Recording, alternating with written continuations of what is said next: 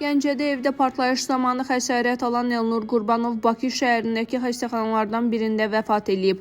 O, səhər saatlarında xəstəxanada keçinib. Onun nəşri bugün Gəncə şəhərinə gətiriləcək. Xatırladaq ki, hadisə 9 oktyabr tarixində Gəncə şəhəri Dədə Qorqud küçəsində Zərinə Ağayevaya məxsus evdə baş vermişdi.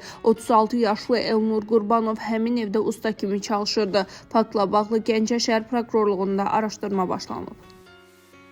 Zaqatala rayonunda ağır yol nəqliyyat hadisəsi baş verib. Hadisə Qax-Zaqatala avtomobil yolunun rayonun Muxaq kəndi ərazisindən keçən hissəsində qeydə alınıb. Belə ki, toydan sərnişin aparan Mercedes markalı avtobusla Vita markalı mikroavtobus toqquşub. Daha sonra hər iki nəqliyyat vasitəsi aşıb. Qəzada hər iki nəqliyyat vasitəsində olan sərnişinlər yaralanıblar. Onlar Zaqatala rayon mərkəzi xəstəxanasına çatdırılıblar. Qəza zamanı ümumilikdə Muxaq kənd sakini olan 9 nəfər xəsarət alıb. Onların hər birinə zəruri tibbi xidmətlər göstərilib. Hazırda bir nəfərin müalicəsi müvafiq şöbədə davam etdirilir. Vəziyyəti orta ağırdır. Faktla bağlı araşdırma aparılır.